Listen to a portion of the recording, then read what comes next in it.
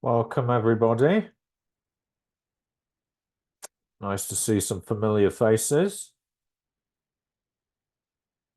Galaxy A02, can you change your name or tell me what your name is?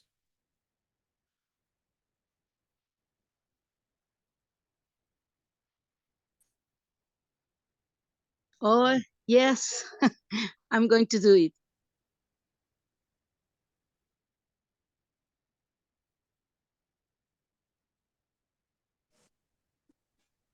Hello, good afternoon, everybody. Hello.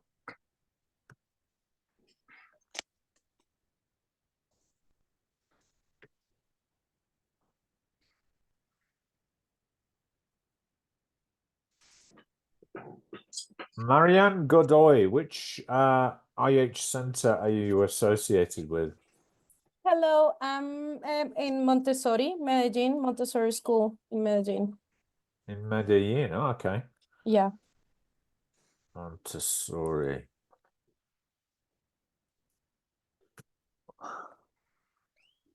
Medellin in Colombia. Yes, that's correct. Correct, in Colombia.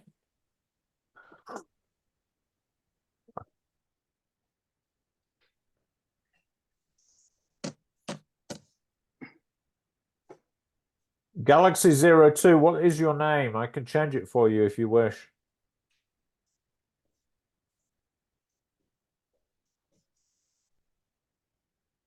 If you could tell me your name, I'll change your name for you.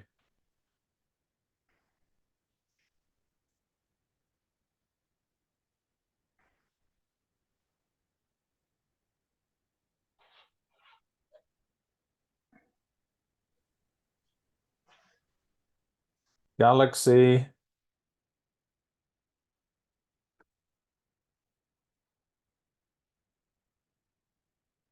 Okay, I'm gonna have to kick you out, I'm afraid, if you're not, if I can't see your name.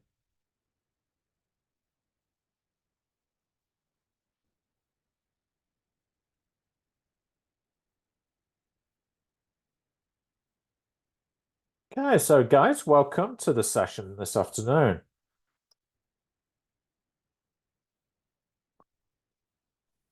Hello.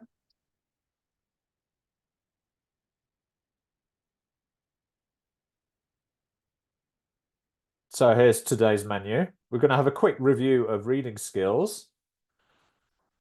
There'll be an overview of the IELTS reading paper.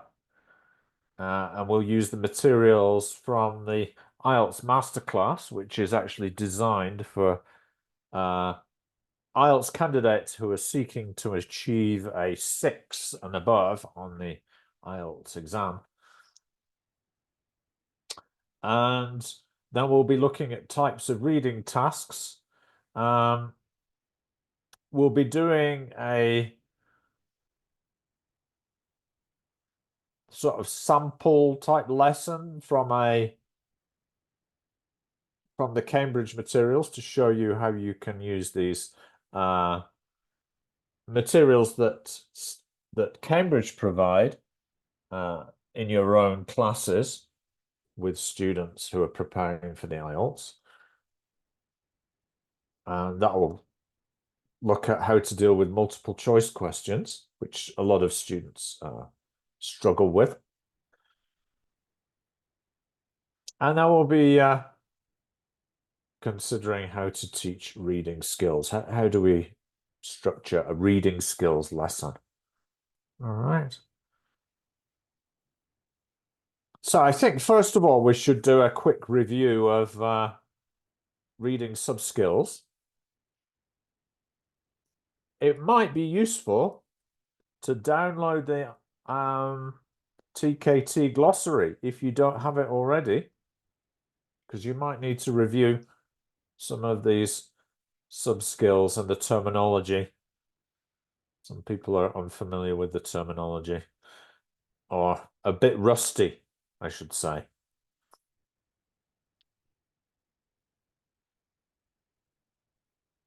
All right, I'm going to borrow the word wall that someone kindly shared with us last week. Whose word wall was it? shared us the word wall activity. But I think that will be a useful way to start. Just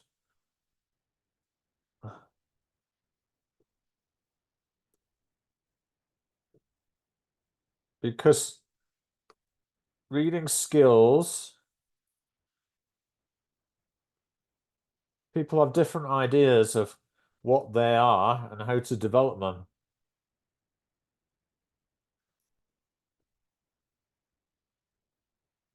So let's start with the definition of reading.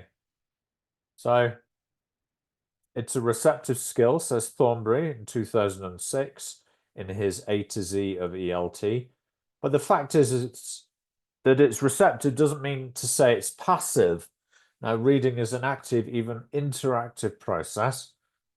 Readers bring their own questions to the text, which are based on their own knowledge, background knowledge, and they use these to interrogate or ask questions about the text, modifying their questions and coming up with new ones according to the answers they get.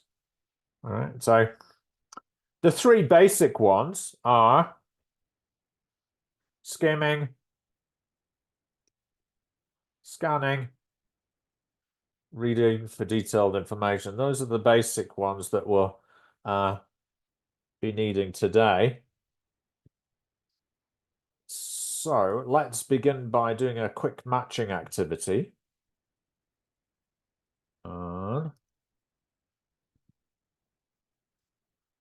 With word wall. Where is that?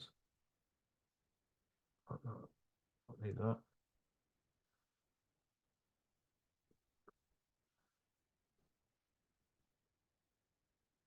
There's the word wall activity.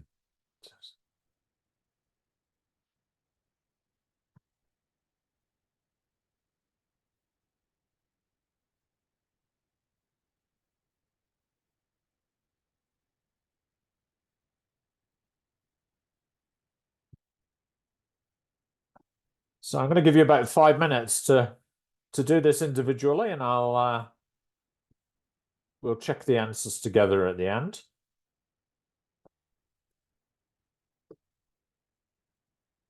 So let's start with those to demonstrate. Let's start with those the more basic ones about skimming.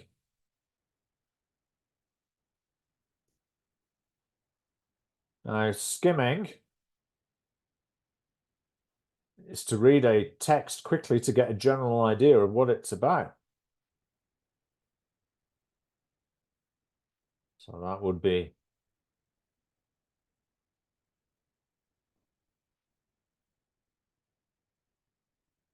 that one there. And then scanning. Anyone help us with that one?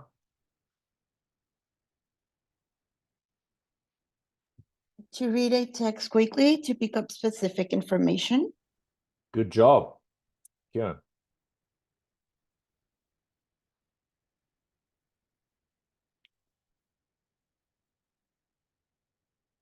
Yeah, so typically we do that.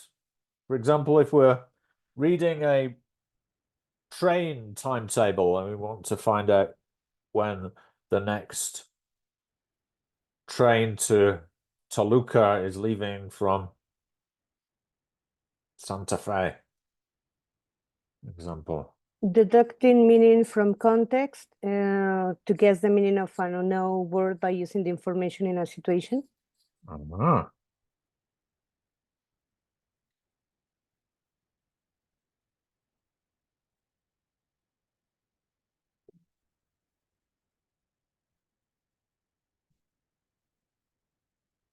Deducting meaning from context is to guess the meaning of an unknown word by using the information in a situation and or around the word to help. It's not around the world. There's a slight mistake there.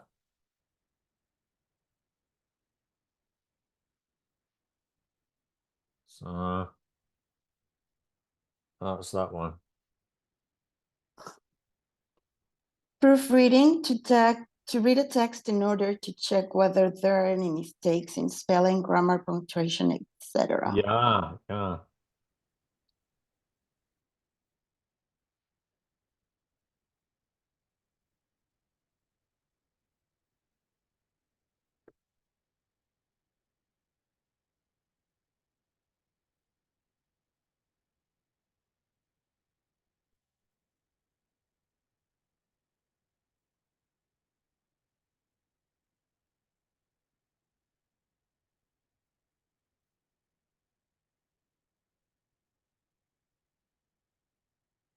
Listening, reading for detail. To listen or read a text in order to understand most of what it says or particular information. Uh-huh, uh-huh.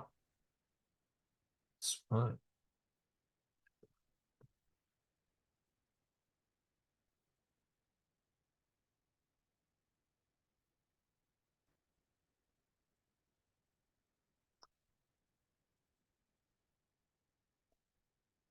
Summarizing, to take the main points of a long text and rewrite or retell them in a short, clear way. Very good.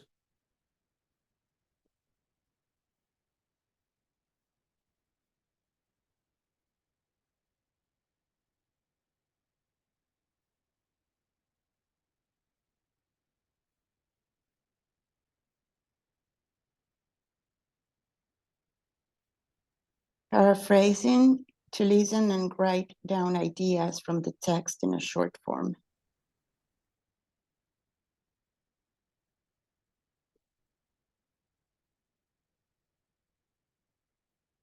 You said in a short form. That would be not note taking. Close. Yeah, I agree. Very close. Yeah.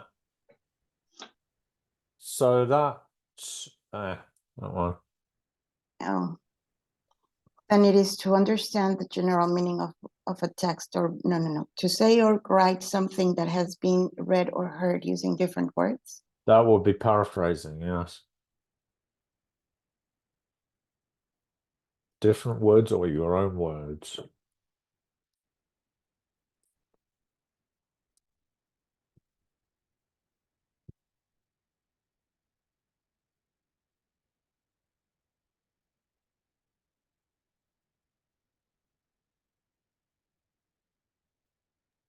Inferring attitude or mood to decide how a writer or a speaker feels about something. Mm. That's right.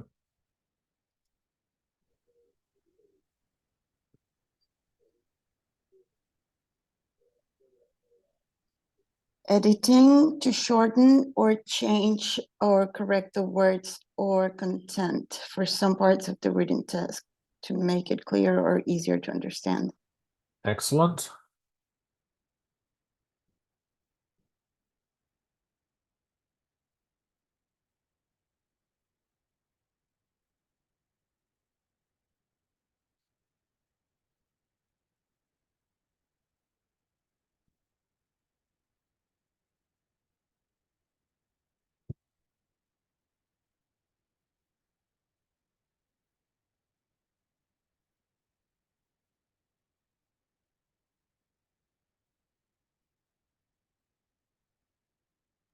This I don't know, but listening, reading for gist, to use strategies when speaking to keep people involved and interested in what is said or keep communication going.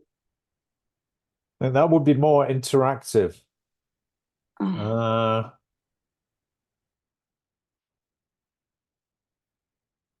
Yeah, that would be using interactive subjects.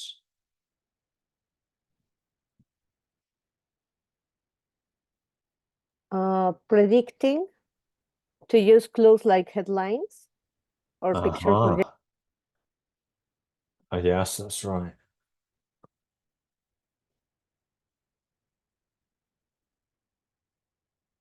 So only two left.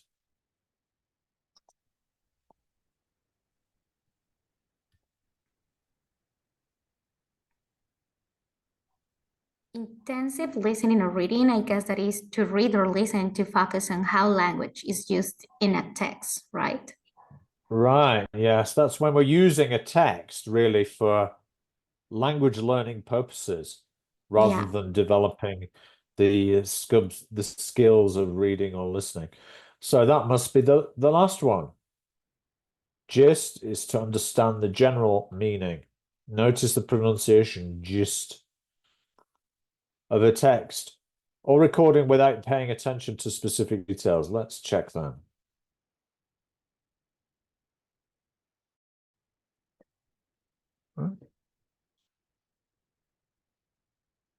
I'll share the answers with you in the chat as well.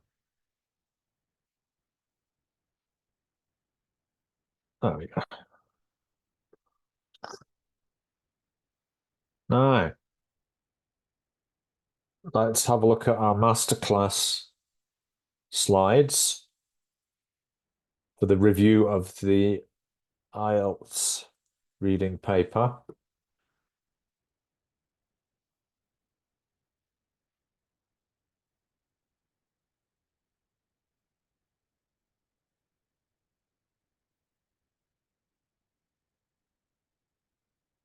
Now, can you, before we start though, can you name any types of tasks on the IELTS reading test? Well, maybe you could write them into chat.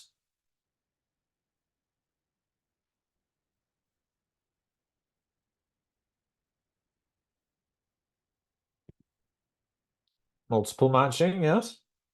Thank you, David.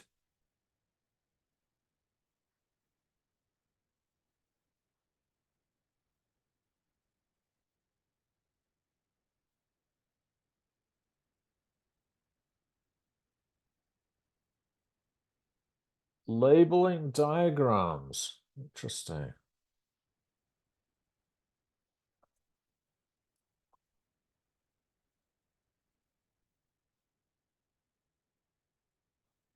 Any others you can think of?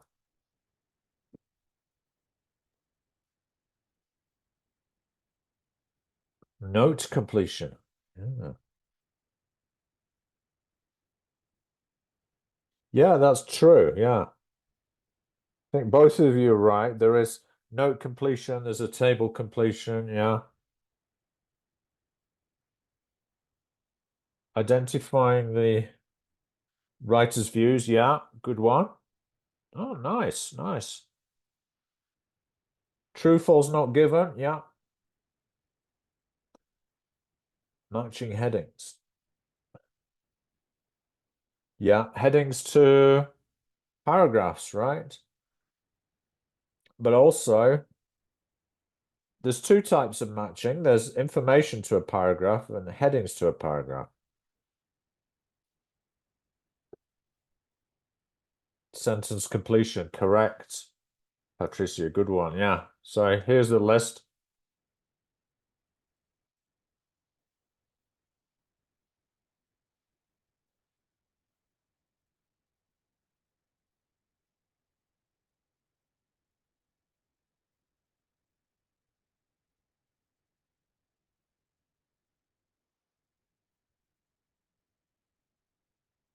No, I don't think actually, I think that's wrong. I don't think proofreading's involved.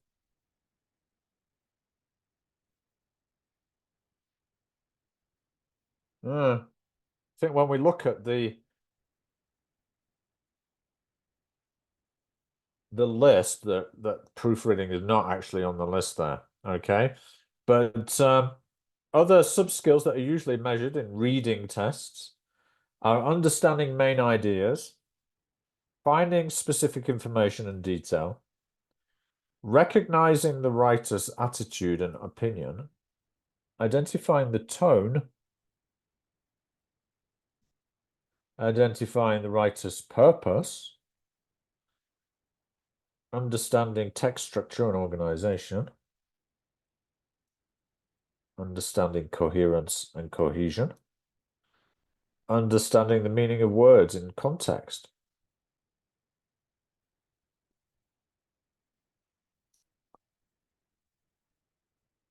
All right, we'll come back to how we prepare teachers later, how we prepare the students later. But now, let's have a look at our masterclass slides.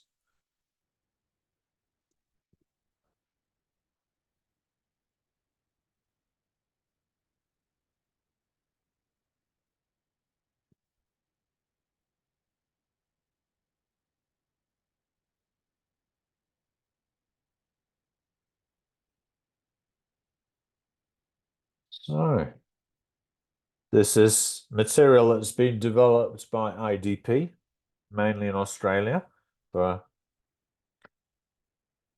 students who are preparing for IELTS and they want to get a 6 and above. So,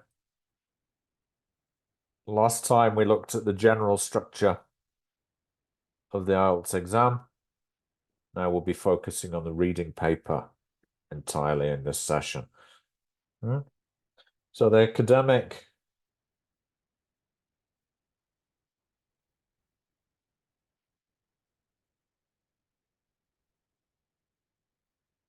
all the materials used in IELTS tests were originally designed for a non-specialist audience and are of general interest. You don't need to have any special knowledge to do well in the test. At least one of the reading passages contains detailed logical argument.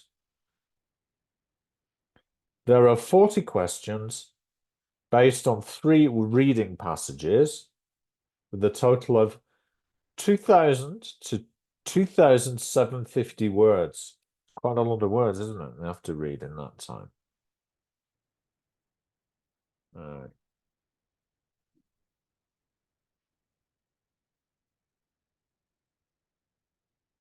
On to the general training.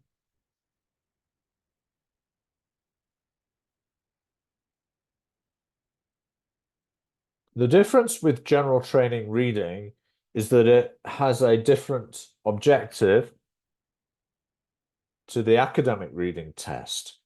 Its objective is to test language in a workplace or work training context, such as applying for a job, using workplace facilities, or staff development.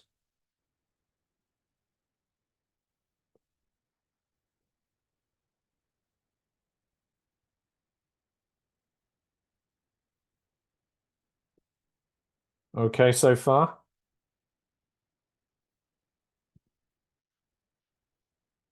All right, so reading skills and how are they tested?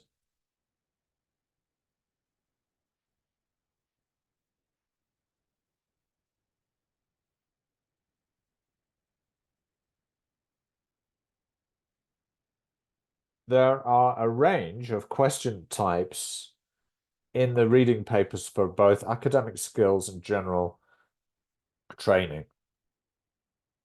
These ensure that the candidates are being tested on a variety of skills. The skills can be characterized by the terms skimming, scanning, and reading for detail. The key purpose of these skills is to improve your reading speed and efficiency. So let me go over these again. Skim reading is reading for general gist or the main idea. Reading extensively for the main purpose or content of the text. This is a skill you often use in your first language. You don't read every sentence or word, so practice doing it when you read in English. Scanning. It's reading to locate a specific piece of information.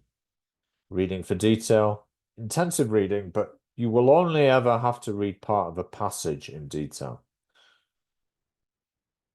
And this brings me to the common mistake in the reading part of the test, which is reading the whole text in detail instead of first reading the questions. So always read the questions first to find out what you have to do. If you have to match headings to sections of the passage, read the headings first so that you can focus on the main ideas you need to look for. So we need to emphasize that with the students. Some candidates make the mistake of reading to try and understand every word. That's about 900 words in the reading passage. In fact, you may only have to skim read the text to answer 6 questions, matching headings to paragraphs, and then read just 300 words, the last 2 paragraphs in detail, to do a gap fill task with 7 questions. As I said before, you don't have to be a specialist on the topic. If the text is about sharks, you don't have to be a marine biologist to get all the answers. The IELTS question paper production process is very strict and is trialed extensively before any questions go live. No candidates will be disadvantaged no matter what their background is or what they have studied. So IELTS tests your reading skills, not your knowledge.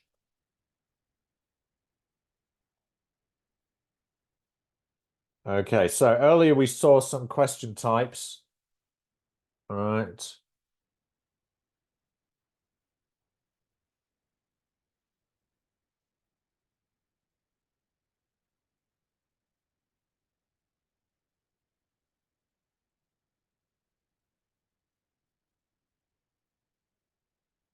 Do you think there are some questions that are easier than others?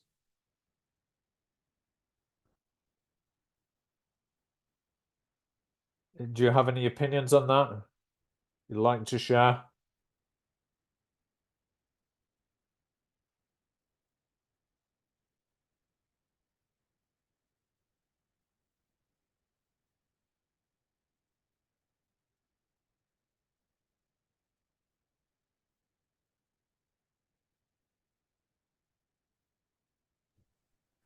Well, from my point of view, yes, I guess that we have some questions that are easier than other ones, but depends on the context and vocabulary. And I have to confess that depends on the the text that the kids are going to read.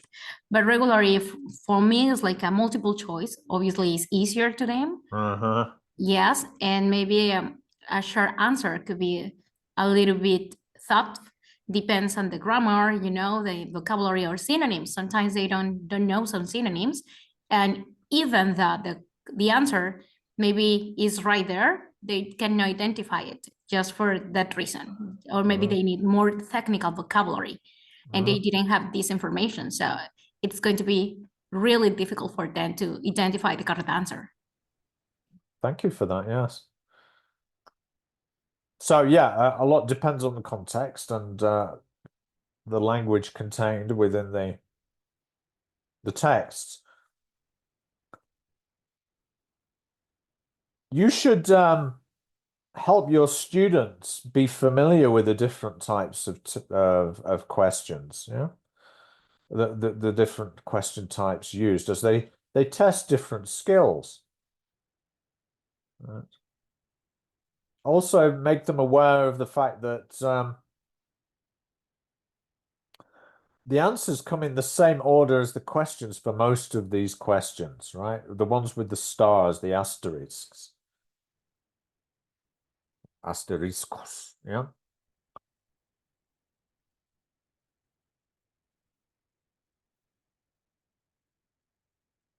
So this helps them to find where to look for the right answers. Aye. Oops.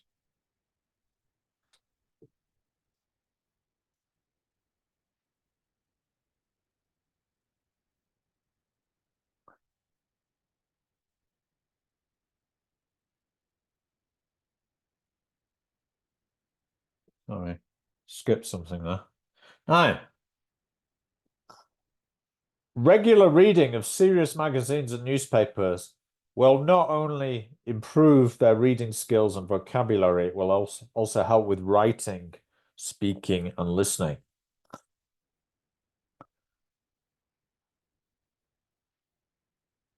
So here's a question for you.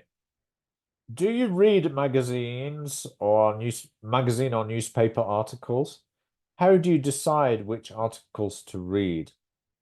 Do you look at the heading, photos, or the subheading?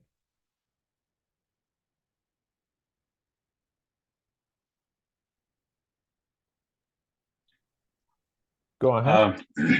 For some time, I was reading the Times magazine, but it was just for general information, just to know a little bit about a lot of different topics. And yeah, I would look at the titles, and I go for the ones that were more interesting. And then after I get through with that, then I skim through the other ones to see if they had any interest. Yeah. And obviously, there's some that I would just skip. But that was a while back. Right now, I just kind of focus on books. I focus on books and Netflix. Just kidding. Yeah. And sometimes it's not as easy to get hold of magazines and newspapers in English as it is to watch Netflix, right? So yeah. Perhaps you can get a little library together of magazines and PDFs of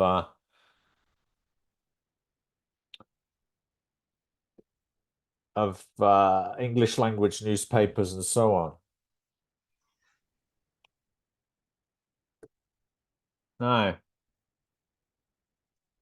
So using the headings and the photos and the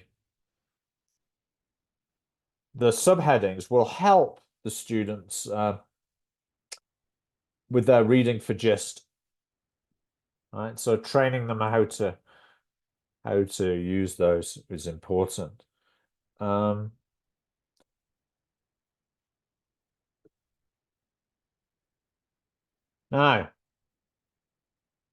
once you have decided what to read, do you read it quickly or in detail?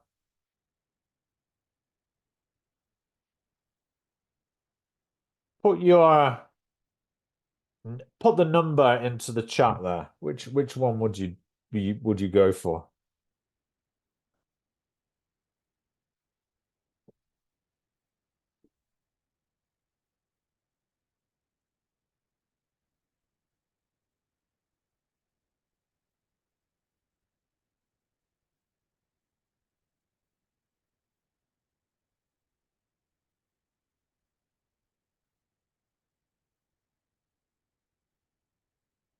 Okay, interesting range of answers there. I suppose it all depends on your purpose for reading, though, doesn't it? Yeah.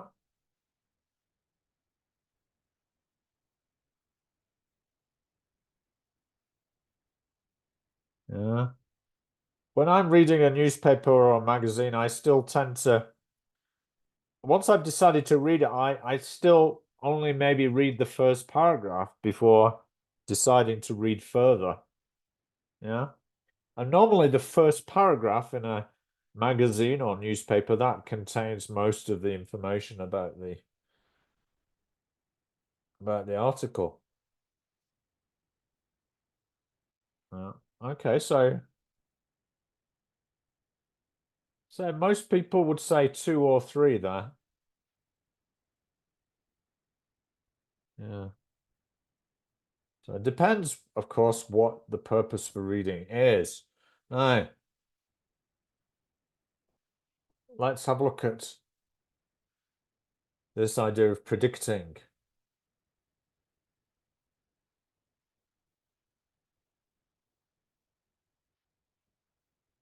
So what activities can you do to predict the context? And what other skills can you use to find the answers quickly? Any ideas there? Regularly identify keywords that are related to each other. So it can help me only to know what is the topic about. And it's as you mentioned, like scanning the keywords, scanning the main concepts. So that's a very nice way to predict or to check what is the context like that. So it's something that I used to do and I teach to my students. Yeah.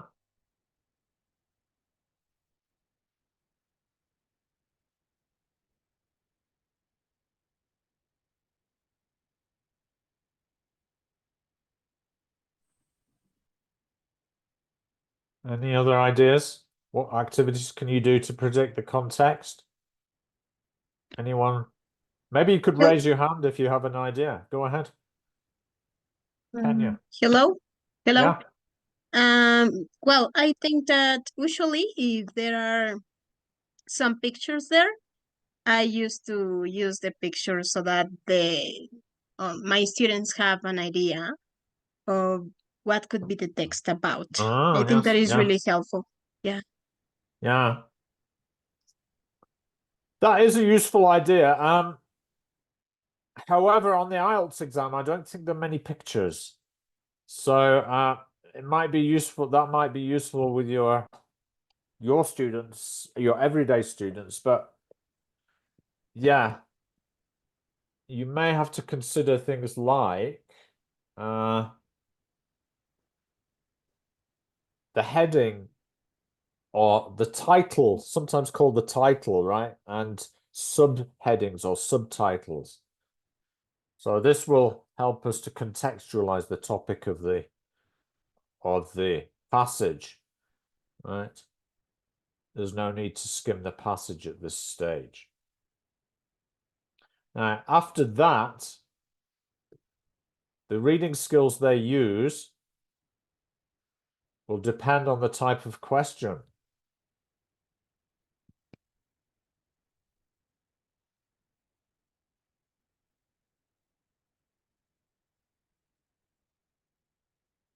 So the important thing is they just need the context to raise their schemata. What is schemata?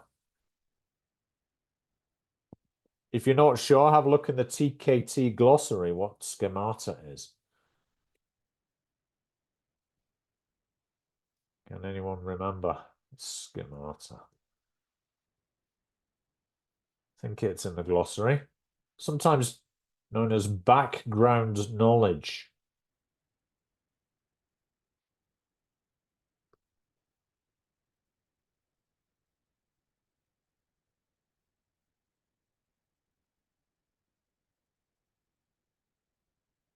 Can anyone find a definition of schemata? Oh, it's not in the TKT glossary. Huh. Maybe it's under background knowledge.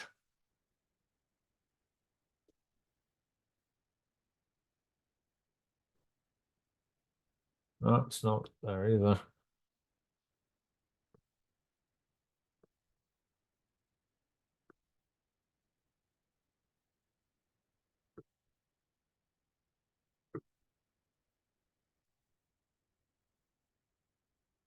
Well, I think we looked at this a little bit last time. Schemata is like your knowledge of the world and how it works, right? It means all your preconceived ideas about the world, you know, everything that you bring to the text.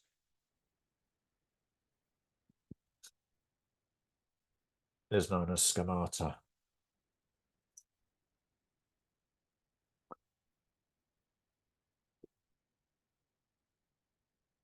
We can go back to that later if you still got questions about it. But let me just proceed for the moment with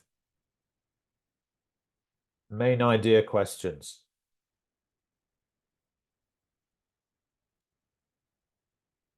So I'm going to explain here some different kinds of reading tasks.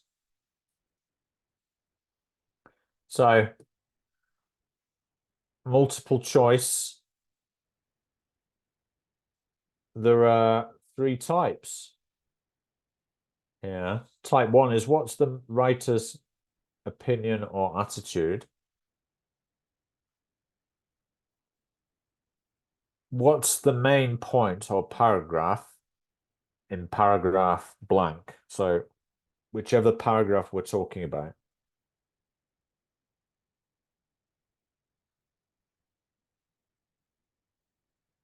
And then pick from a list. And you have to choose two options to answer the question.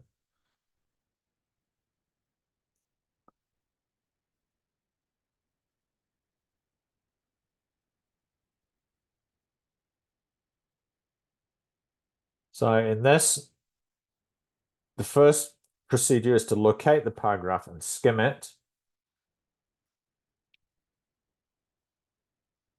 Answer the question without looking at the topics. And then use your answer to help you choose the right option. Okay, now we're going to have a look at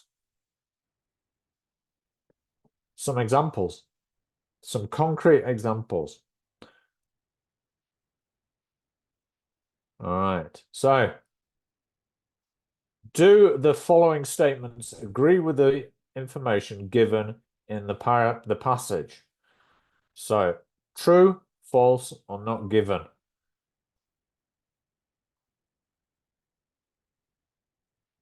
Luis, could you read statement number 1 for us, please? Sure. Aboriginal Australians are descended from the inhabitants of Africa. Good job. Actually, could you do number 2 as well? Ancestors of the Aboriginals settled in Australia about 80,000 years ago. And number 3? And number 3, it's Aboriginal Australians are the most genetically diverse race in the world. All right. So with this type of question, it's like, do the following statements agree with the information given in the paragraph? So if it's true, if this statement agrees with the information, false, if this statement contradicts the information, or not given, if there's no information on this. All right, remember that the statements will not be expressed in exactly the same way as in the text. So look for key words in the statements and find similar words or phrases in the text.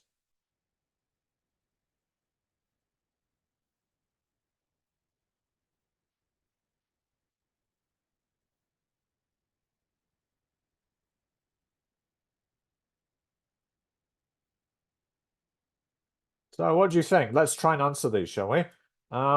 Put your answer into the chat. Number 1, what do you think number 1 is?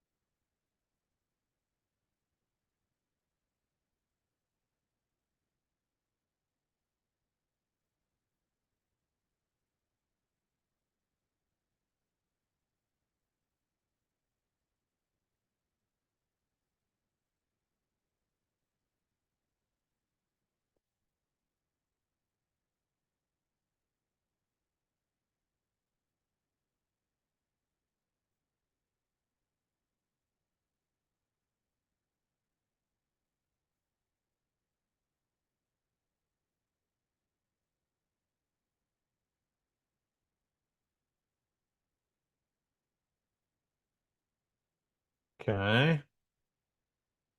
Thank you for go ahead and share all of your answers, yeah? I think that's probably the easiest way to do it. So 1, 2, and 3.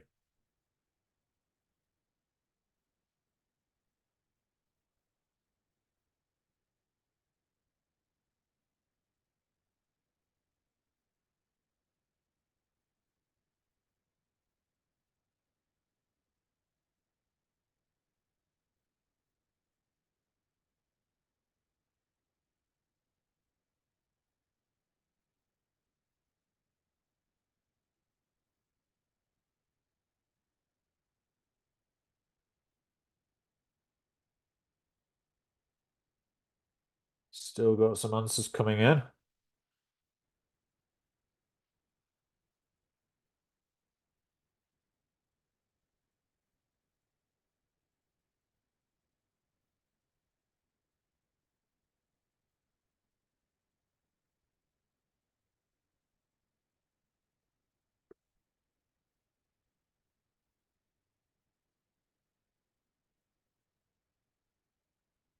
All right, let's check, shall we? So, as I go through the slides, you'll notice that the correct answer parts of the text will be highlighted.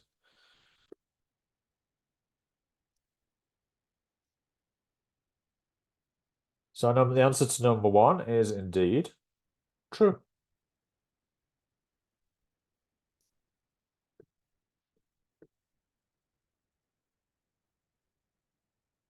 Found in sentence 1 and half of sentence 2.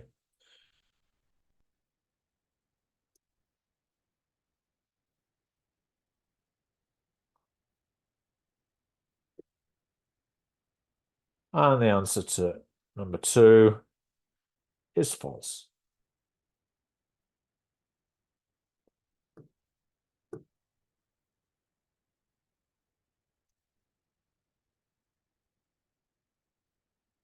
And number 3,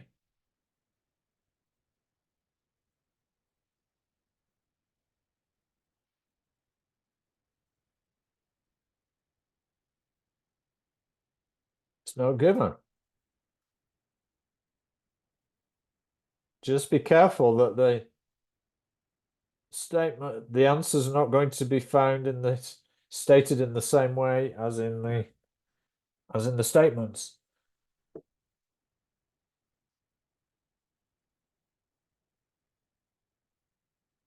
With the related question type identifying the writer's views or claims, the tip is remember that no means that the statement contradicts the writer's opinions, so it can't be right.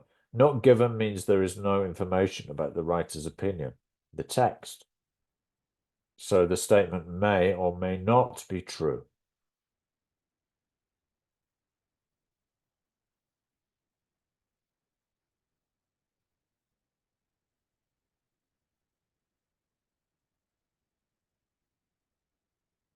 No, there's a tricky one though, isn't it?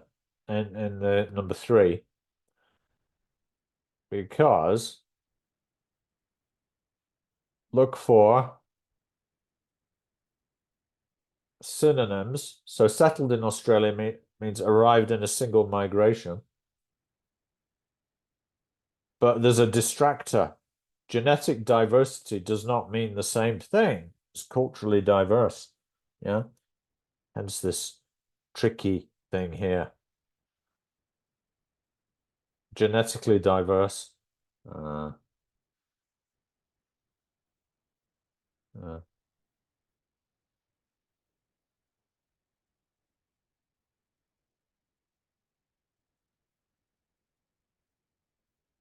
That's there to trick you.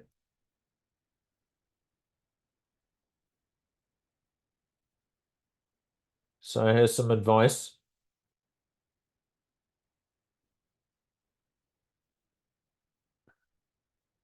Get your students to always start by reading the questions. Then get them to decide which reading skill is being tested. Is it skimming, scanning, or reading for detail? Only then go to the reading passage. When reading, don't be put off by words you don't at first know the meaning of. Try to work out their meaning from the context, the surrounding words.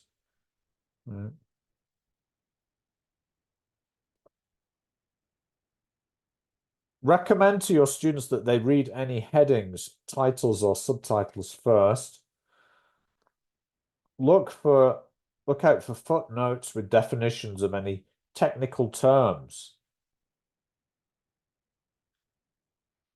These could be in the form of labeled illustrations like hieroglyphics in a passage about early writing systems.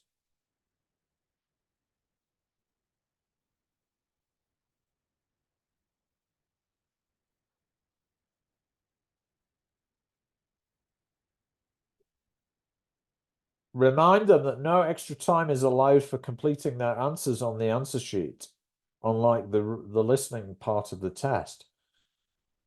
Answers should be filled in directly in pencil on the answer sheet. If they're doing the computer delivered IELTS, they enter their answers on the screen. They have 40 questions in 60 minutes. Get them to answer questions they answer. Answer the questions they find easiest first, and then go back to any unanswered questions if you have time at the end. Never, and emphasize that, never leave a blank on the answer sheet. It's always better to guess. Huh?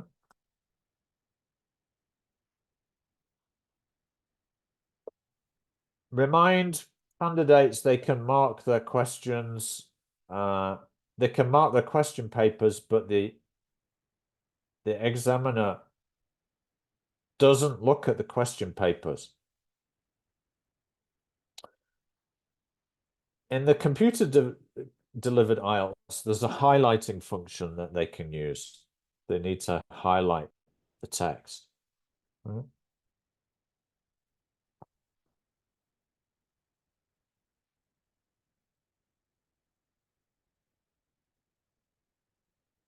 So you have to answer 40 questions in 60 minutes.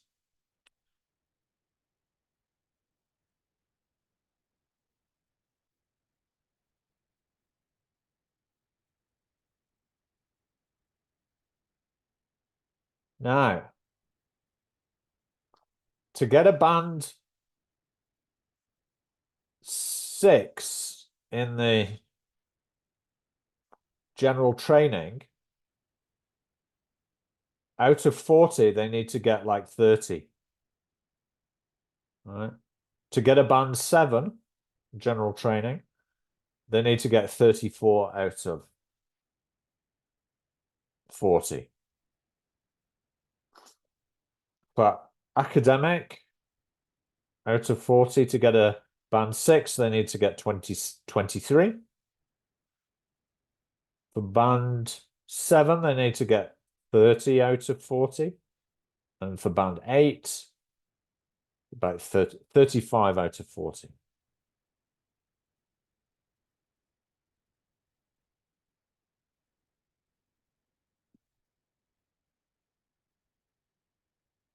Any questions on the exam part? I have, sorry. Yeah, go ahead. Go ahead. I have a question. Can you underline words or sentences during the test? Like, is there a tool? Well, there's a highlighting function on the computer delivered IELTS. So yes, they can. Okay. If it's paper-based, then they can highlight the text itself, right? Yeah, but on the computer? Well, on the computer screen, they will be able to actually highlight it with a with some highlighting tool. Yeah. But the examiner doesn't actually see anything that they've highlighted, yeah. So it's possible to do that, yeah. Okay. Thank We got another question. Yeah. If you finish, for example, text and you go to the next text, is it possible to go back? It's like once, because there are 3 texts, and let's say that I'm with the first one, can I go back to it? Well, you're talking about the computer delivered. I'm talking about the computer. Yes, yeah, of course. In the paper-based is. Of course, yeah. Yeah, you can. Yes, it's possible. All right. Okay, that's good to know. Because if it didn't, then it would be an unfair advantage for the poor people that are doing the paper computer to develop. Yeah, it would be an unfair advantage for the paper-based people, wouldn't it? Yeah. Right. Yeah.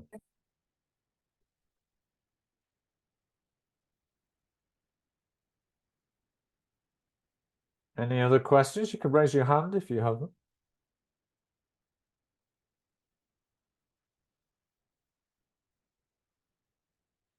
It's always interesting to hear. You know, no question is too lame or basic, you know? I got another question. Once, you know, because most people are nowadays interested in taking it Yeah. computer based. It's more convenient for them. Is there at the beginning, do they allow you to have paper during the test? Just like in the paper base, you know, that they it's my Yeah. understanding that they give you 2 sheets of paper. Yeah. Is it the same for the computer based? Yeah, I think that they do allow pens and they do allow bits of paper, yeah. Yeah. If you need to make notes. I suppose that they check, obviously they check first at the beginning if you have paper that there's Yeah. nothing written in it. Yeah, but I think obviously at the end of the test you have to hand in any bits of paper and they destroy them. Right, right. Yeah. Thank you.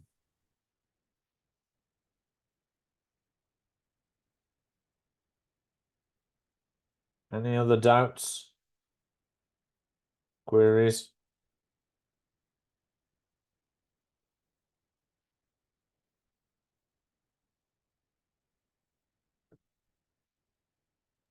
Is there a way that International House chooses the exams that are applied to the students?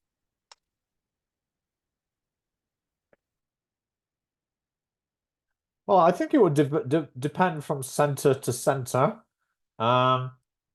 But obviously it's going to be dependent on how they do in any diagnostic or placement test.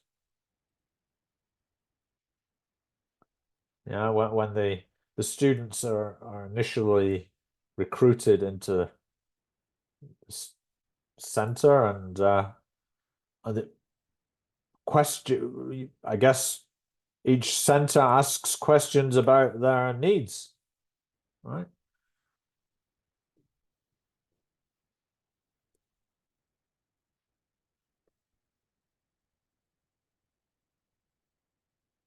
Thing is with IELTS candidates, they very often have a good idea about about why they're doing IELTS, don't they? Yeah, because they often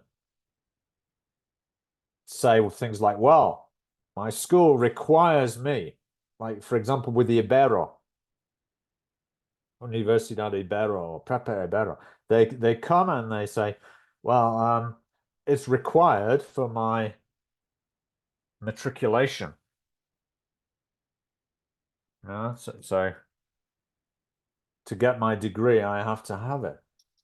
Yeah, that is Yeah, that is for sure. But I was meaning about the content or the type of exercises, or you mean because whether they are different. Yeah, whether it's GT or AC. Exactly. Yeah. I guess the most common use is the general, right? The most common one would be the GT, yeah. Yeah. Unless it's like for some university entrance.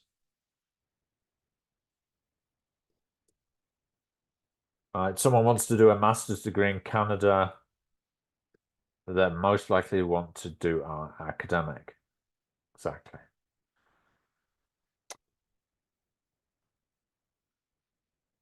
All right. So all of this leads on to preparation. How can I prepare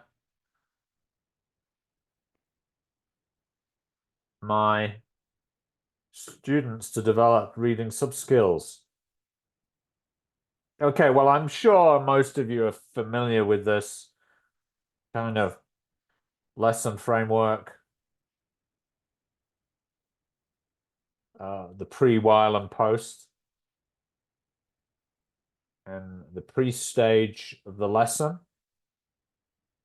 we have this what's called schemata activation that involves getting students to look at the overall text, you know, the headings, the pictures, any subheadings, to activate the background knowledge about what type of text they're going to be reading. Yeah, these are what are called top-down strategies. You know? And it's often compared to like walking into a bookshop and like picking books off the shelves and like looking at the back of the book, what we call the blurb, to get an idea of what we're going to read. Right? Looking at the cover, does the cover give us an idea of the content? And then we also pre-teach vocabulary, what we call the bottom-up strategies. These help us to decode the text, you know. So we often pre-teach blocking vocabulary, words that might cause an obstruction to the student's understanding of the text. Right? That's often followed by a while stage. So we give them a purpose for reading, and then we try and make it interesting and relevant.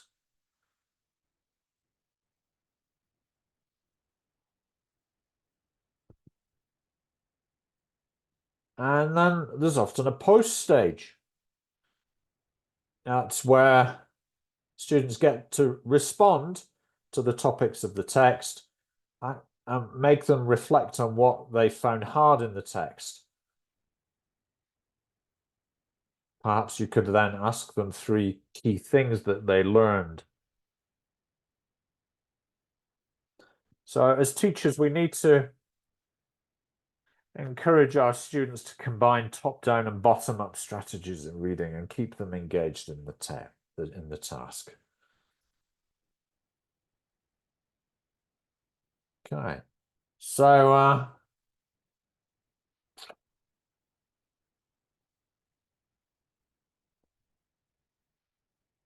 I'd like to use an IELTS text with you, and then perhaps once we've worked on the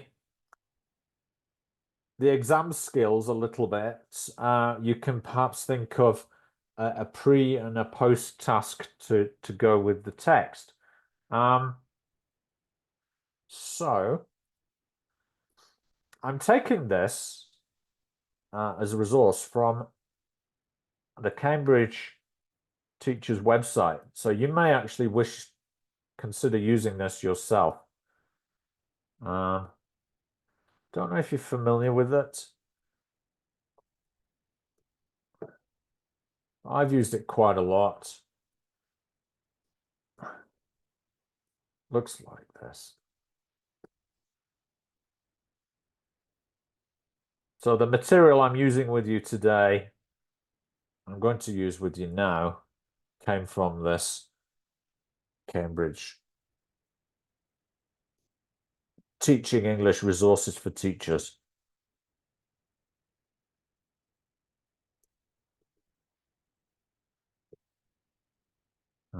And if you click on here, it doesn't seem to be working very well at the moment, but if you click on where it says all qualifications,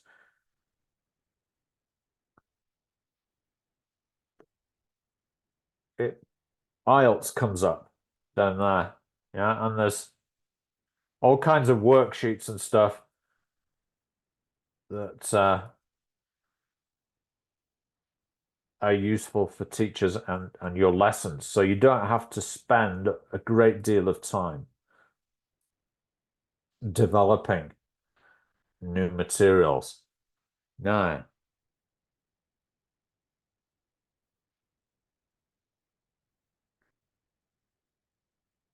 So I'm going to share with you a handout. And it's coming into chat.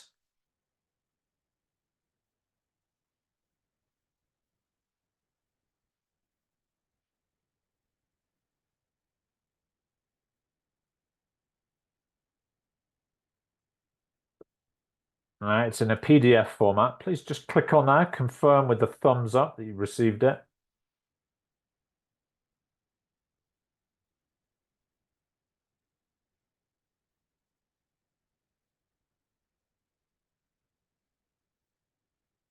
Thank you.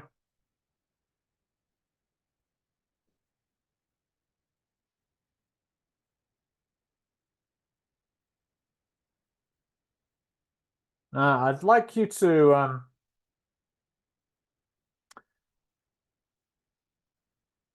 look at these 3 example questions.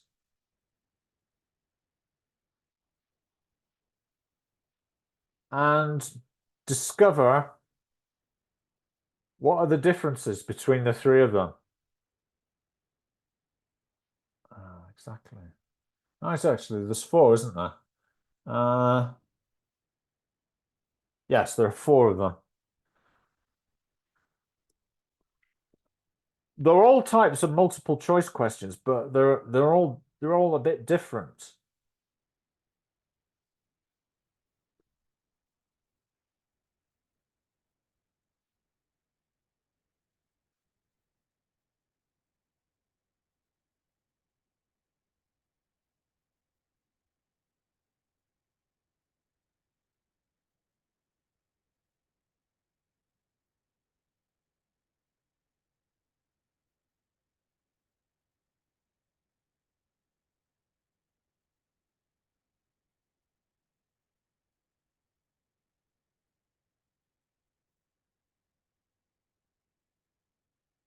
Don't actually look at the reading text, yeah? Just the example 1, 2, 3, and 4. Can you see any differences? Anybody?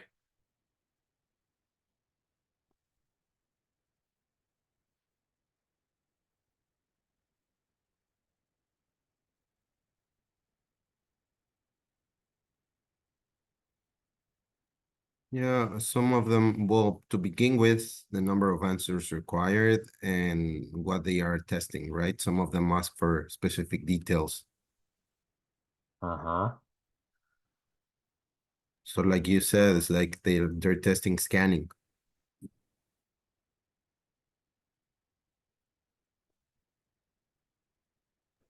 No. The other difference could be like for some questions, they're requiring just one answer. And for the other Yes. ones, they're requiring more than one answer. So this multiple choice is like more like a checkbox so that you can pick more than one. Correct. Right. Thank you, Vera. Which one can you only choose one? I guess that is the first one and the last one, the number 1 and number 4. Uh-huh, yes. Yeah, it's 1 and 4 only have one answer, don't they? In example 2, there are multiple answers, but for only 1 mark.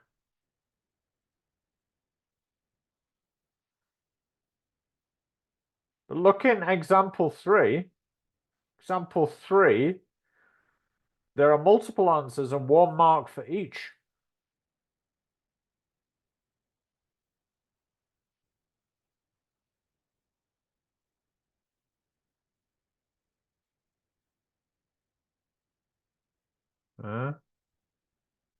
Because it says boxes 5 to 7 on your answer sheet. That indicates there's 1 mark for each one. Yeah.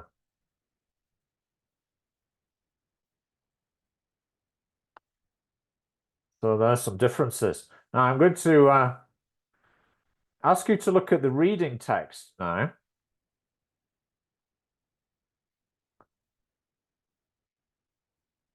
I'd like you to look. I'm going to give you 30 seconds to highlight the first few words of each paragraph in order to find out in general what the text is about. Okay? Just the first few words from each paragraph. And I'm going to give you 30 seconds. And then I'm going to put you into breakout rooms and I'd like you to compare your answers.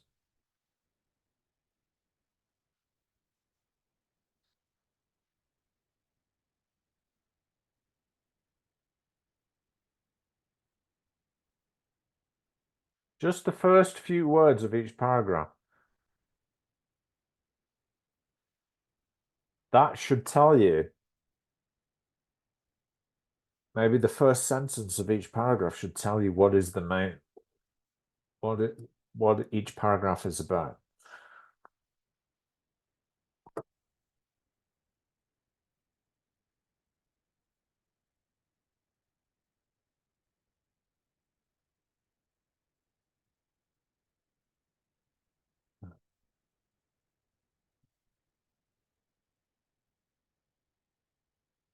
Okay.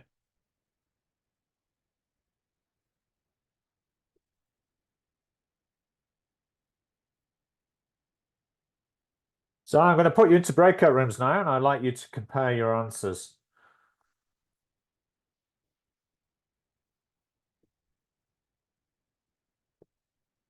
Please go to the breakout rooms.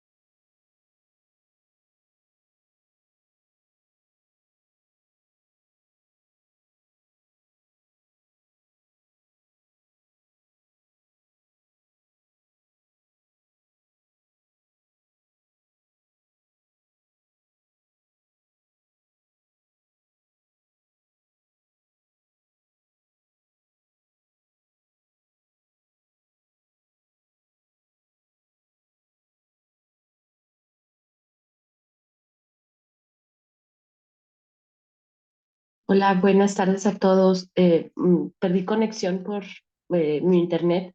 ¿Me pueden pasar el link, por favor, del PDF que estamos usando?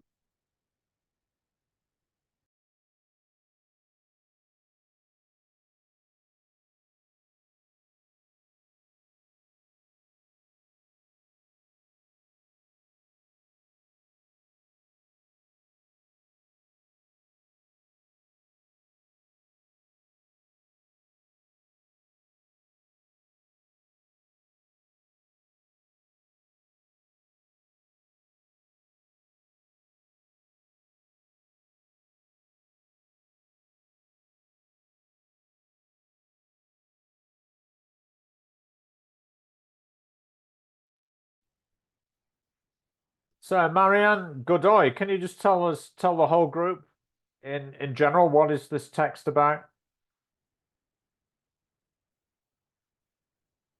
You summarized it very well when I was in the breakout room with you. Marianne? Sorry. I just got here. Okay. Well, it's talking about the greenhouse effect, like the gases and like all the investigations that have been made around it, and which are the types of gases that are the most dangerous for like the environment and Yeah. Although you didn't mention coal. right. Yeah. It has a specific, then it goes into coal, doesn't it? Right, the different types of coal, which is carbon, right? Yes. Yeah, and supposedly some types of coal are cleaner than others. Right. Now, to save time on the reading paper, your students must not read every word or try to understand all the text. So, what reading skills should they use? Scanning, Scanning. Yeah. Yeah, exactly. Skimming and scanning to find the answers. Yeah. Then what do you do? Read for detail. Yes, skimming and scanning to find the answers, then read for detail. Thank you, Gabriella. Did you have the same answer? Yes, I remember that it says something about you need to look for keywords and also to have in mind that the answers are going to be in order because the questions are in order. Yeah. Now, with multiple choice questions, you must skim and scan for information related to the question stem, not the answer choices, right? As these are often distractors. So what do we mean by question stem? Any idea what the question stem is? Yeah, so Perla lost her. Oh, let me just send it again. What's the question stem? Well, let me put a definition into the chat. Question stem is the part of the question that comes before the answer choices and asks the question itself. It sets up the context and provides a clear task for the reader. All right, so which are the question stems here? And number 27. Kenya, can you see the question stem in number 27? Example 1. Can you read out the question stem? Yes.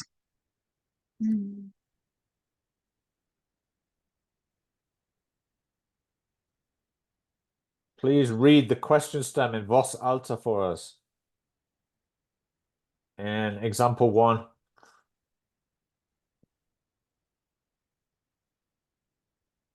Okay, let me a minute. It's like comes before the answer choice.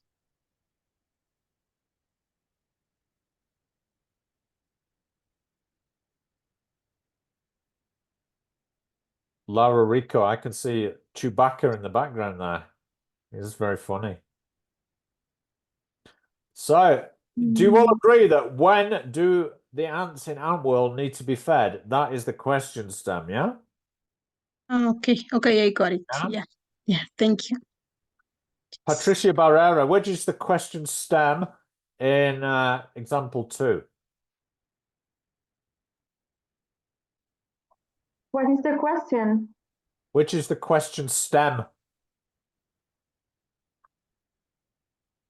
Which is the question stem in example 2? I'm not sure. Can anyone help her? Example 2, which is the question stem? STEM. We're not talking about science, technology, electronic engineering, and mathematics. Refreshments, no? Yeah. Which two refreshments are served without charge on the airport coach? Yeah. Okay. And the question stem in example 3. Laura? The 3 animals that can be seen in the Russian Zoo. Yes. Okay, good.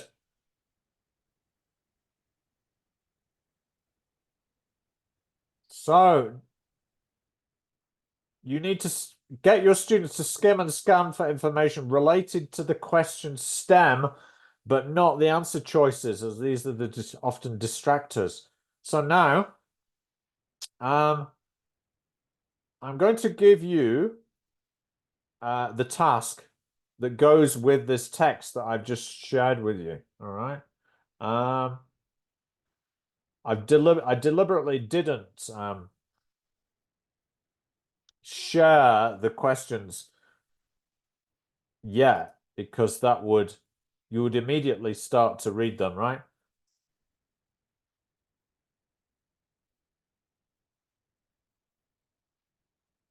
So the procedure with your students is get them to ignore the options.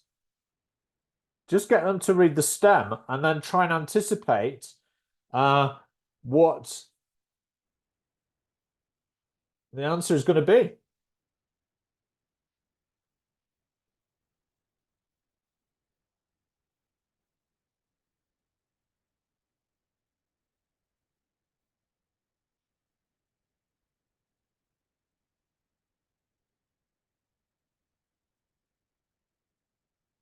Can you look at this first question statement here? The global increase in greenhouse gases has been attributed to.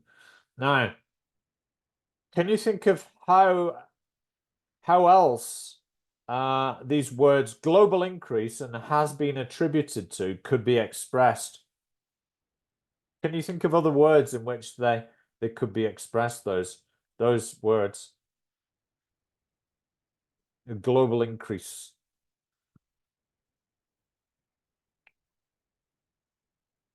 Is there a different way that those could be expressed? Race.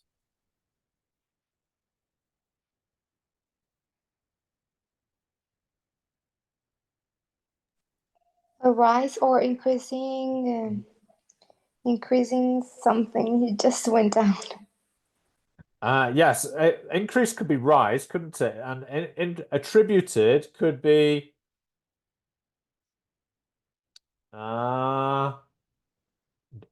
due to, or might be due to. Right? So let's put that into the chat there.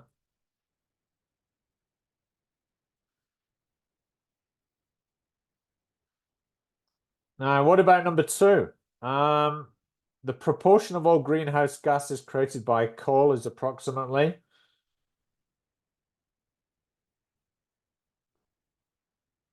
Could you think of any other ways that could be expressed in the text, possibly? The amount. Yes, good job. Amount or percentage, right? And instead of created, we could have emitted. How about this one here? The efficiency. Current research aims to increase the energy producing efficiency of coal by.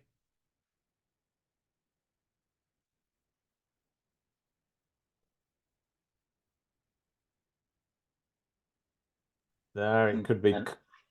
Studies, instead of research, studies are looking to increase the energy producing efficiency to coal. Could be. Or it might be a passive form, right? Coal might be made more efficient by.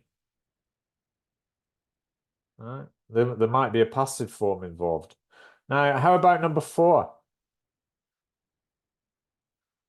Compared with ordinary coal, new clean coals might generate power.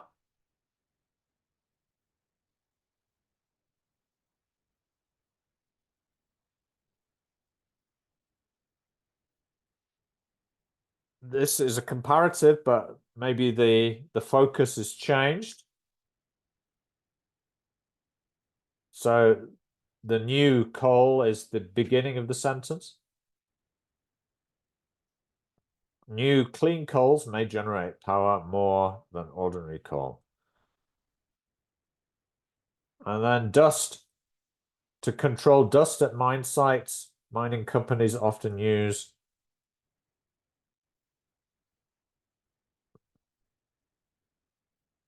again, this could be a passive form.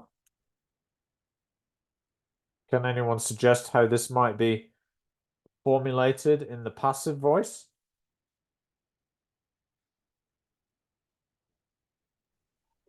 I don't know. I think mining companies often use a controlled dust. No. That's still active. That would be Mine sites. Dust levels are controlled. Ah, that's closer, yes. Are controlled or could be controlled. Yeah, dust can be controlled at mines by.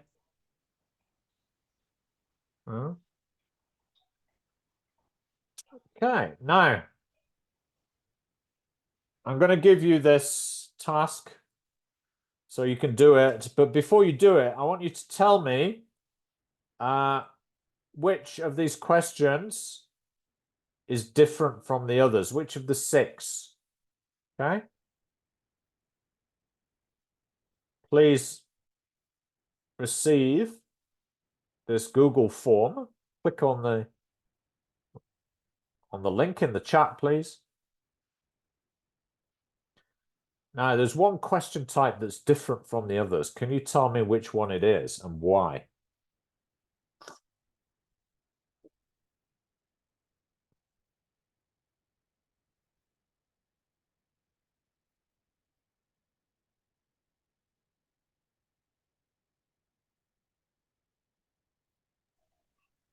I don't know, maybe 6?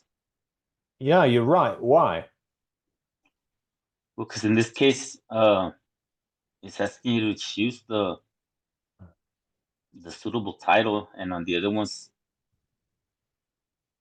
it was more like complete the statement. Uh-huh. So, is it does that imply there's a different reading skill there? In this one, yes, because you kind of have to give not an opinion, but you have to guess from the context. So you have to have read the whole text and not just have read one information in one specific paragraph. You have to know the whole thing. But here you don't have to know the whole exact details of all the text, but kind of what it's broadly about.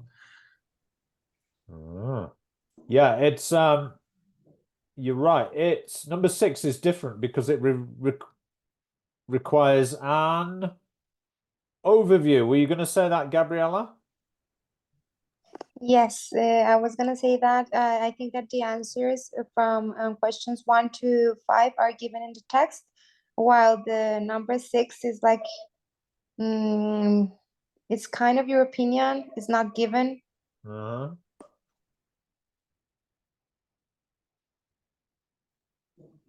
It depends on the reader, no?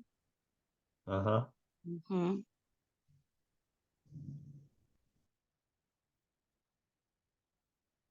All right. So now I'd like you to try and do the whole task.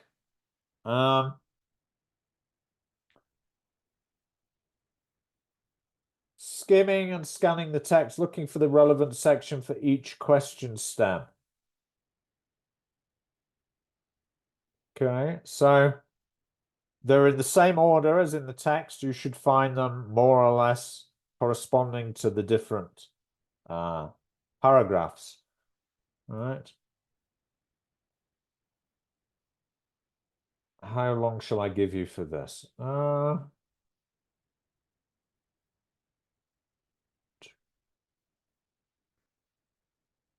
About 5 minutes. And then you can compare your answers in pairs before you submit. Yeah. So one answer for each. But don't submit until you've compared your answers with a partner. So I'll give you 5 minutes to figure out what the answers are.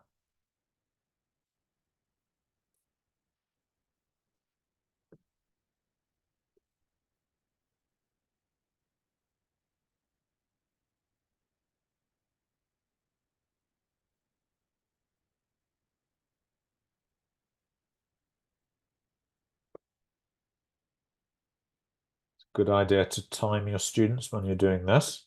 Give them exam conditions.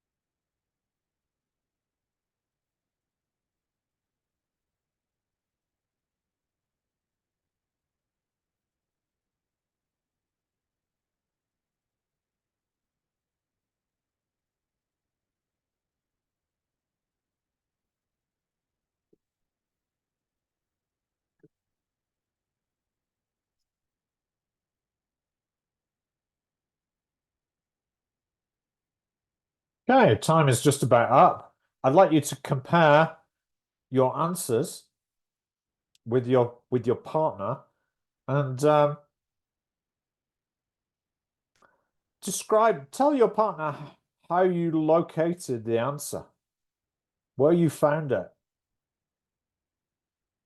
What was your strategy that you used to find the answer? Okay, so into breakout rooms very quickly, literally 3 minutes. And then I'll ask you to submit the answers at the bottom here, pressing submit.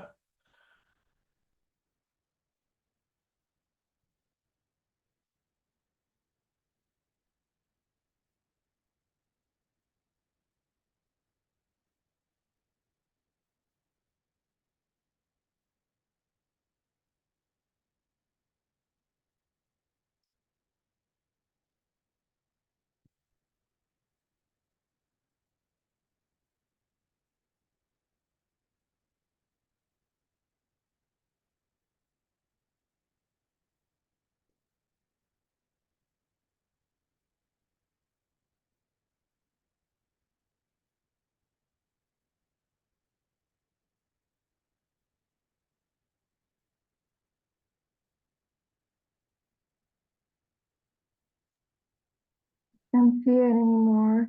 Is there any way you can send it again? Did you lose it? Yes. Patricia Where? Banana. Okay. Thank you. Okay. It's the link you lost, right? I mean the breakout room. I Okay. think.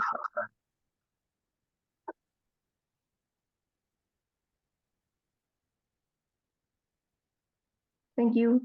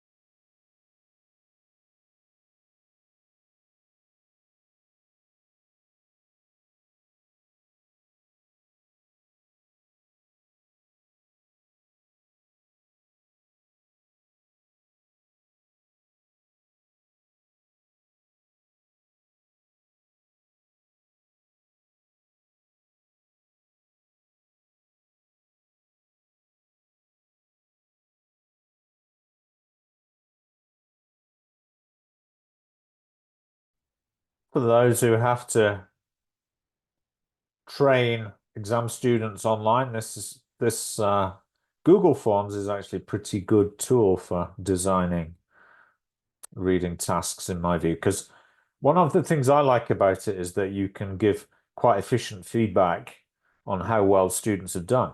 So we've got 10 respondees.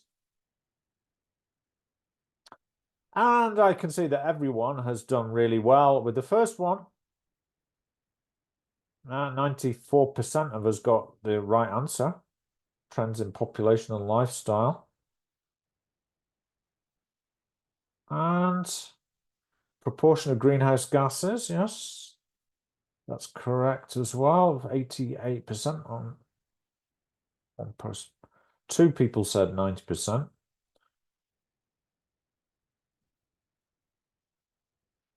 Why did you say 90%, guys? Those that got it wrong.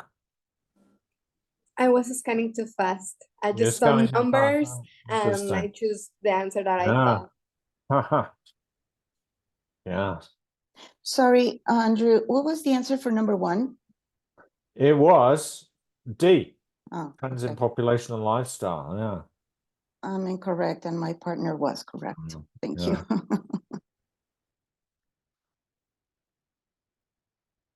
Yeah. 3 and 4, everyone got those right, no problem.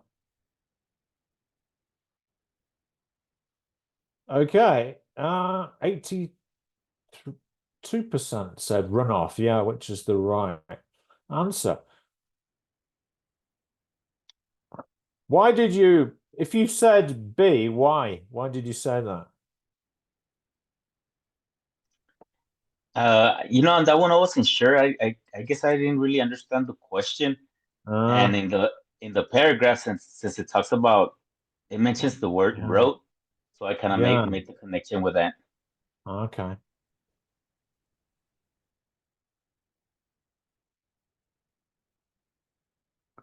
And then number 6, coal industry and environment. Yes, it's the best choice.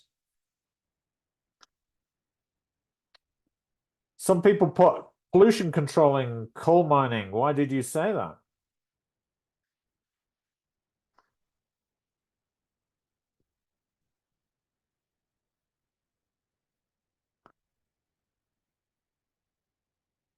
Oh, interesting. All right. So I will share with you this lesson plan that Cambridge kindly made for us. It's general training. So you might want to try, you could try it out yourself.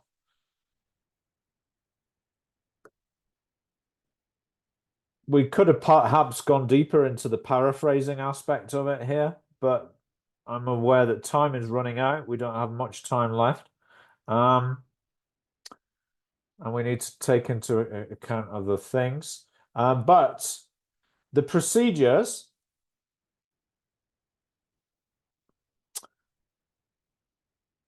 that you need to remind students to do are the following. I'll put them into the chat.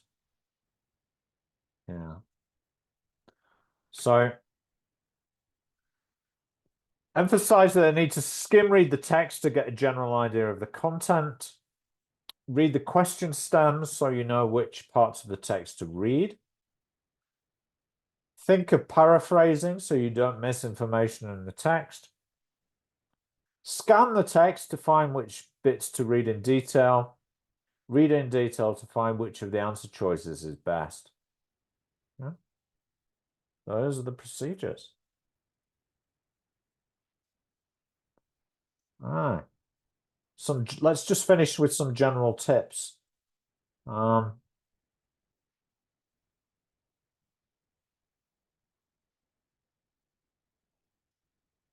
General advice.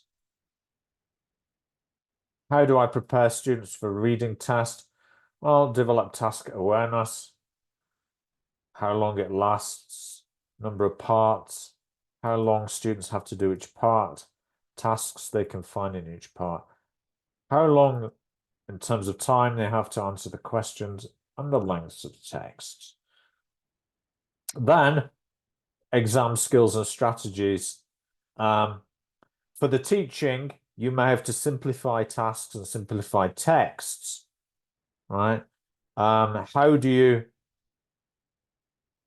could you simplify the task? Well, you could include fewer questions. You could include fewer distractors while the students get accustomed to answering exams, right? Fewer options in the multiple choice, no extra paragraph, but include the ones that offer opportunities to practice a particular exam strategy. Provide an example of how an answer is correct or incorrect. Highlight parts of the text where the answers can be found. Simplifying the text. So you can reduce. If they are too long, you can assign them for extensive reading outside the classroom, or you can modify them to be shorter. Pre-teach vocabulary, unknown words. Change the difficult words for synonyms. Another option is to use these difficult words to help students find the meaning by context. Text structure. Help students help them find relationships between the sections in the text. Topic in the exam. Practice the vocabulary and develop background knowledge needed to tackle exam topics.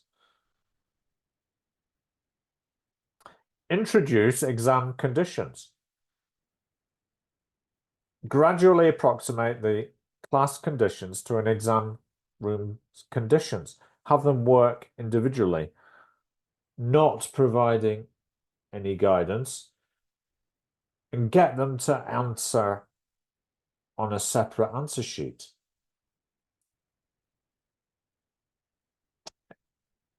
Help them to improve reading speeds. Distinguish between essential and non-essential words. Get them to work out the meaning from context.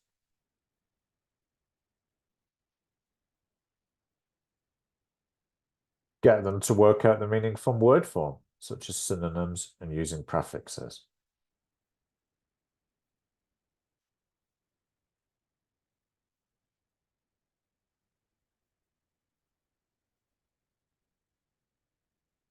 And we've kind of covered some of these procedures, strategies. Shall we finish with a game? I think we could do a Yes. Kahoot, can't we? So before we go, in the next session is on, obviously in December. When in December? Okay, it's Monday the 9th. And it's the listening paper. Okay, so between now and Monday the 9th, you have to do your online study, which is related to the listening paper. Have no problems doing the stuff?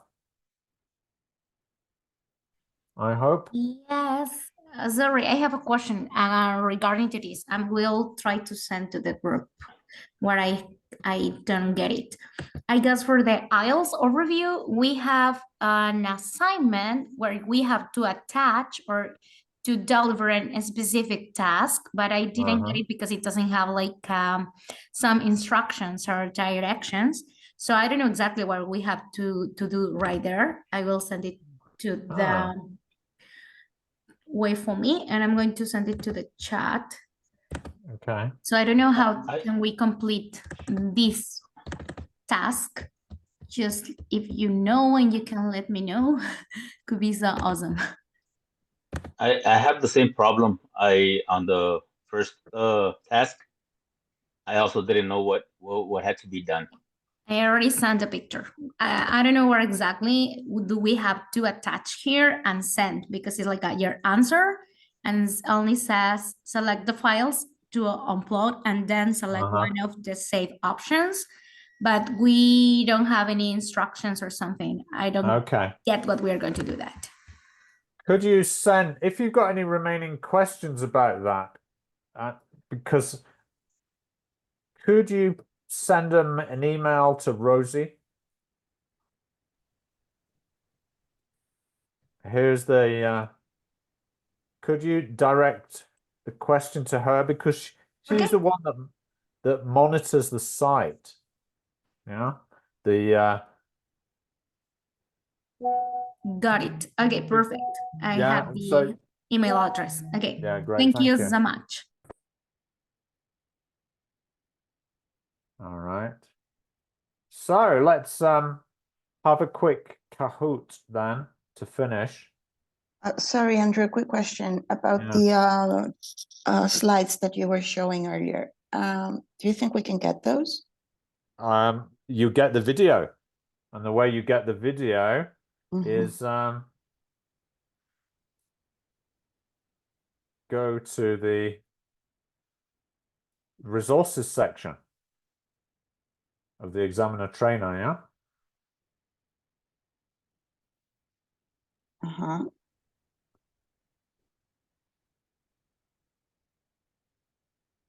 Resources. Exam trainer. Uh-huh.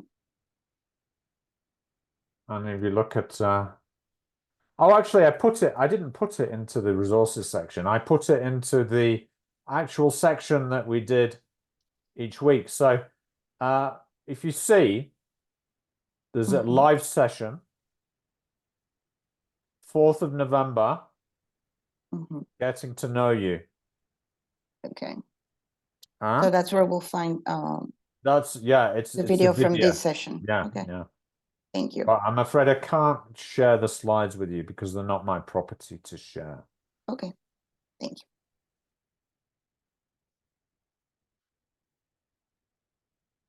Okay, let's do the quick Kahoot. It's just very, very fast one. You have to input www.kahoot.it.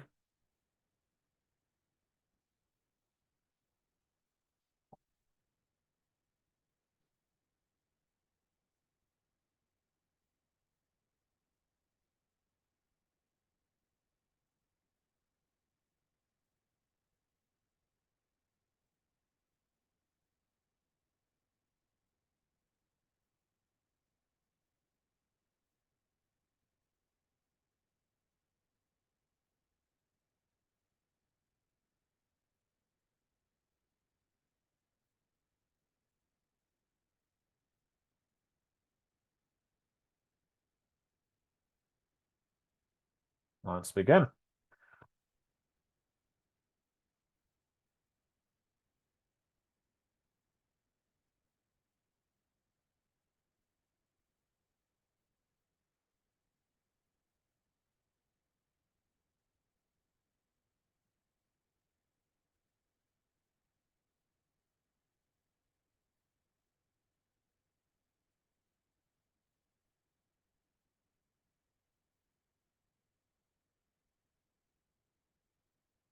How many sections are there?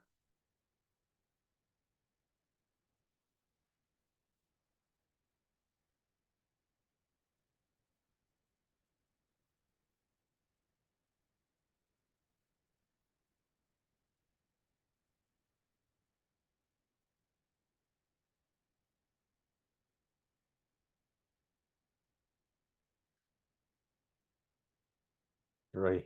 Yes.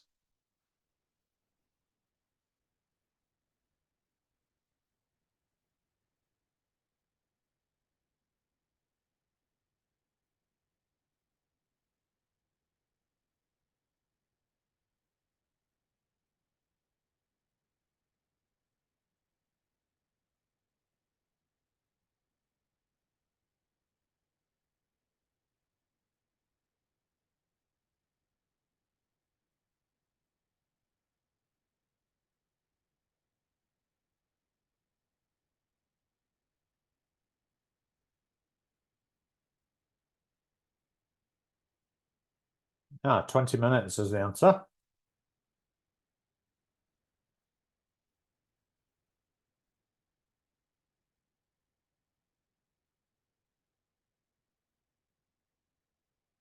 What should you do?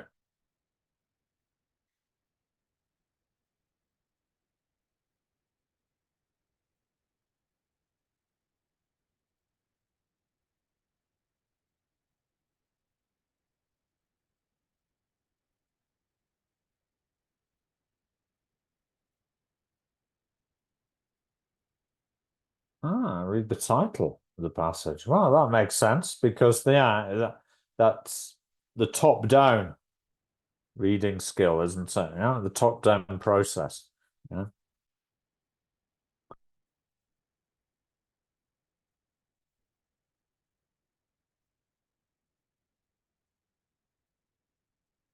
What should you do after you read the title?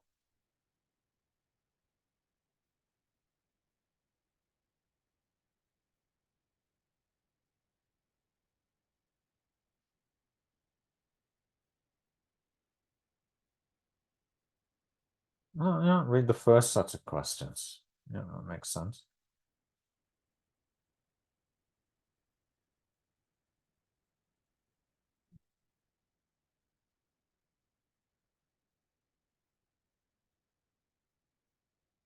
You can normally find the main idea of a paragraph by reading the first and last sentence of that paragraph.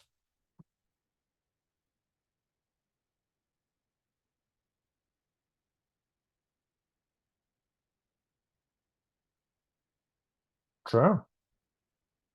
Yeah.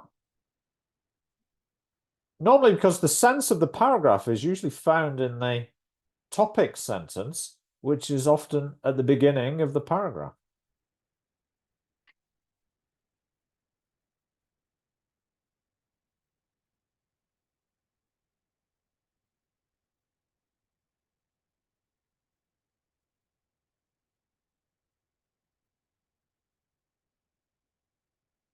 Scanning for repeated words in a paragraph can also help you find the main idea.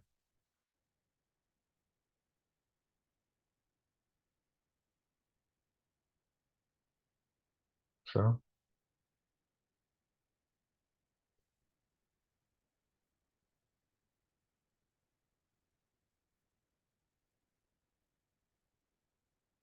Topic words.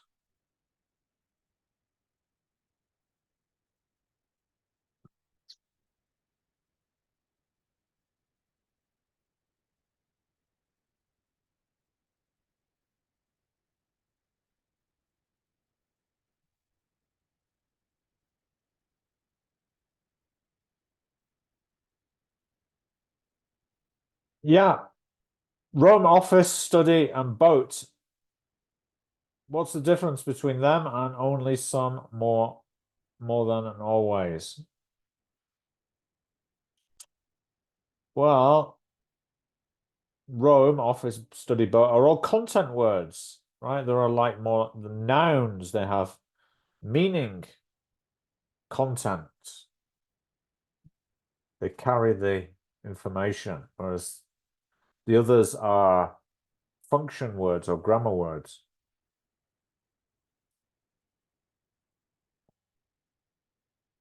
Example of detail words and TF and G.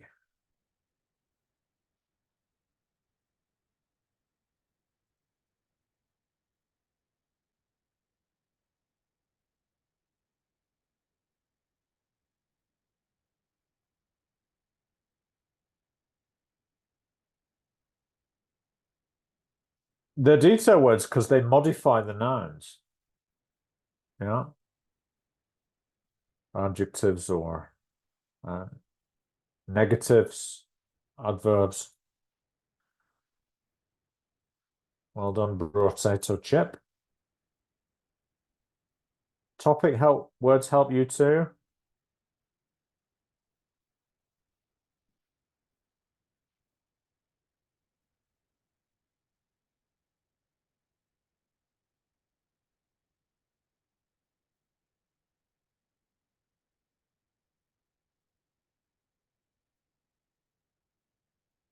Yeah. Locate where the answer in the text is.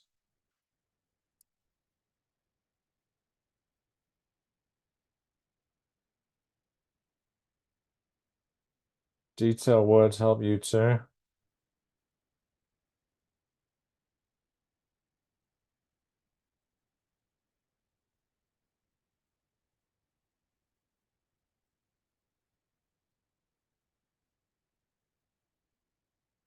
Yeah.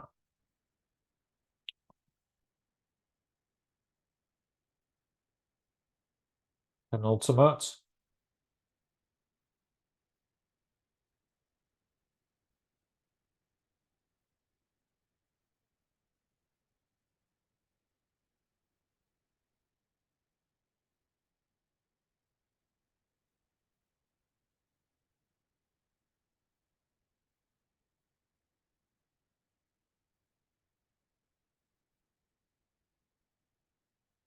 Specific words, yes. Yeah, reading quickly to get a general understanding of the text. I think that's going to be the next one. And it's not reading for detail, because reading for detail means more like reading whole sentences to get the idea.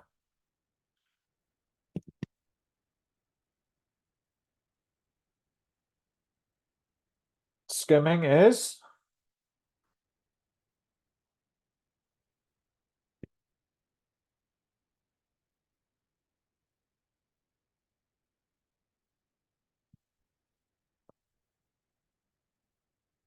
Yes, get a general understanding.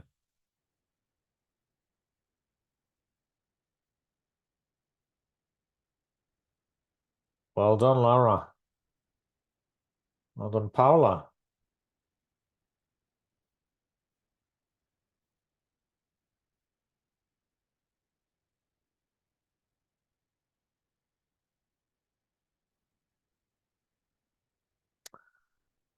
And that's it for today, guys. Thank you for attending. Hope you find it useful. Look forward to seeing you in 2 weeks for listening.